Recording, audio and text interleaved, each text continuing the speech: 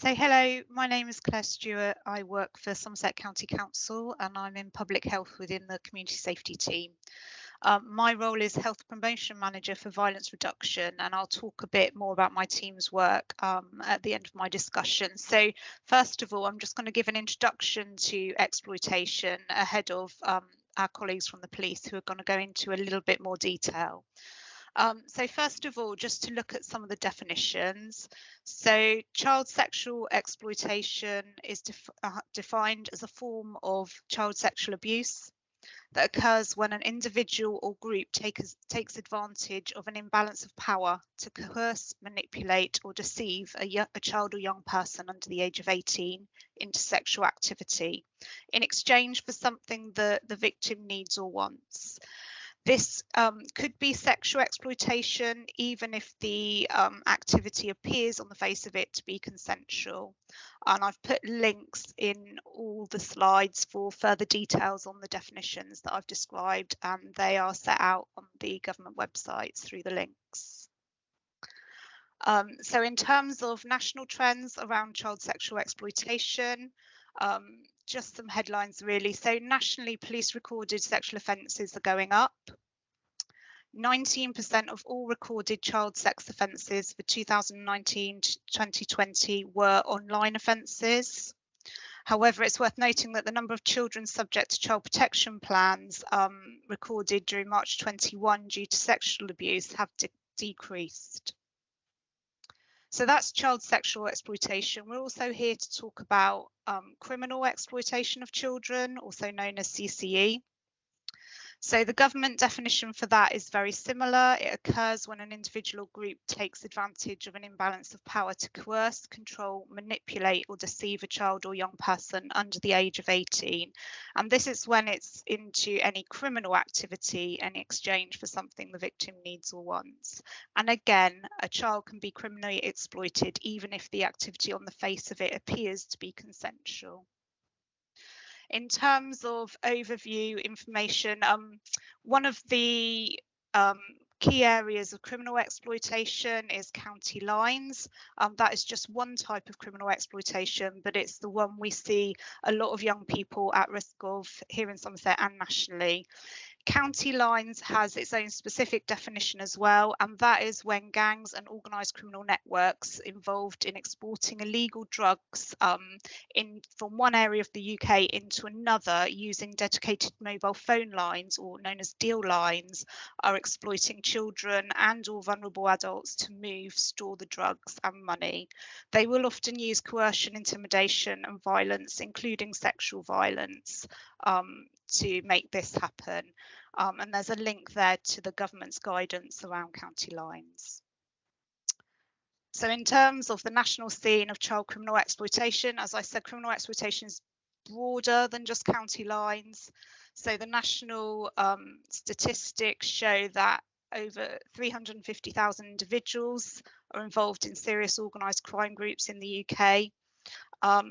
And that's looking at 4,772 groups across those individuals. But that, of course, can range from fraud, immigration, and also drug-related crime. There are over 2,000 county lines across the UK, according to the National Crime Agency, and 90% of the English police forces say there is activity in their areas. In terms of some of the data around modern day slavery, which Andre will talk to in more detail shortly, we have a difference between the types of exploitation experienced by males and females. This chart shows the amount of individuals that were recorded due to positive national referral mechanism referrals by type, and you will see that criminal exploitation is more likely to affect boys, whereas sexual exploitation is more likely to affect girls. So what's happening in Somerset? Let's move on to some more local information. Somerset remains a safe place to live. But we do see a slight rise in the trend of overall violent crime in the last 12 months. Our data tells us that Somerset accounts for a quarter of all serious violence in the Avon and Somerset area, although this rises to a third when looking at just sexual offences. The last 4 years of data shows that young girls aged 10 to 17 are more likely to be victims of sexual offences, and that's a younger victim profile than 5 years ago. Within my team, within the Violence Reduction Unit, at the moment, there are 147 children currently shown at risk of criminal exploitation via the police data. Obviously, we know there are more that may not be on the radar and not be recorded. There's further information on the link on that slide in the Child Exploitation Needs Assessment. Vulnerability factors in Somerset, the reasons why some of these young people are drawn into some of these exploitative situations has been recorded by Children's Services here at Somerset County Council. So they were able, through monitoring, to look at the most common vulnerabilities of young people who have been drawn into risky situations. The number one common factor was low self-esteem, followed by family history of mental health difficulties, history of local authority care, unstable family circumstances, and then family history of domestic abuse. So that gives you an overview of the local scene in Somerset, what's happening nationally, and I'll now talk about the work of the community safety team within Somerset County Council. So we operate a violence reduction unit. We are one of 18 police force areas in the country that see an increase in serious violent crime. So Avon and Somerset was tasked 3 years ago with setting up a multi-agency unit between health, the county council and the police to help promote public health approaches into the reduction of violence. So if you look at the chart on the slide now, we are looking in terms of public health approaches at pushing those longer term solutions. So we carry out a needs assessment, we get an evidence base and understand what the root causes of violence are. And alongside the enforcement work that's done by the police, we push for those preventative measures, which are known as public health approaches. The unit itself has got a staff team of 11. So there are 4 of us who work at Somerset County Council, a public health specialist, a business analyst, myself, health promotion manager and a comms officer. And then we have the police team, which are represented in the blue. We are all ring fenced to work full time on the violence reduction unit. We have a budget at the moment. The annual budget is £362,000, which we use to fund interventions, which I'll come on to in a moment. And we also have support from other agencies, in particular, the Child Exploitation Lead Social Worker at Somerset County Council, the Youth Offending Inclusion Manager, the Police and Crime Commissioning Policy Officer and the Police Youth Coordinator.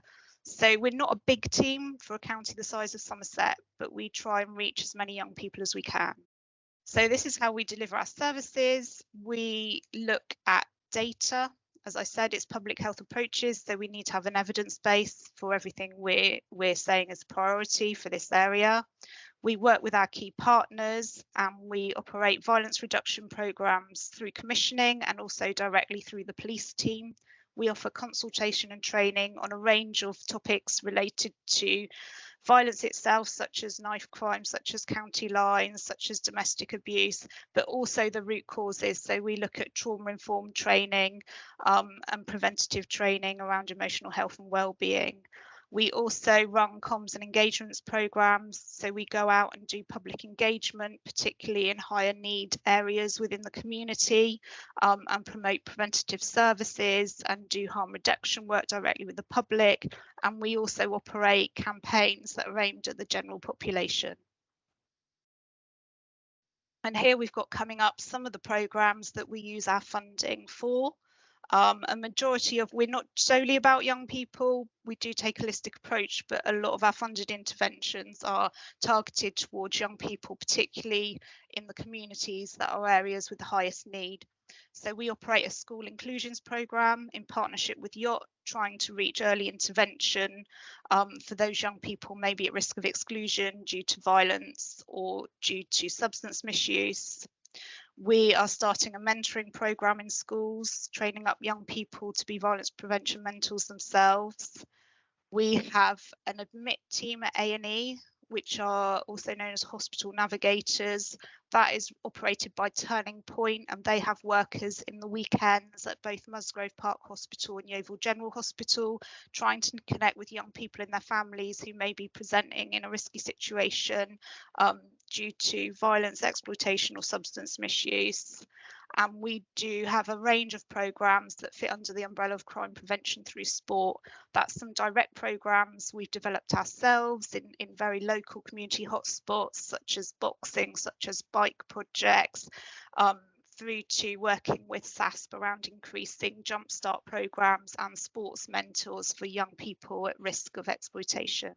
Our primary schools anti-violence programme, that's a transitional programme aimed at year sixes, just to try and get them talking and thinking about how they might respond to different community situations they might find themselves in as they move from primary up to secondary school, particularly giving them some tools on how to respond to peer situations they're maybe not comfortable with but don't know how to respond to. And finally, I've just got a selection there of our information and resources for further reference.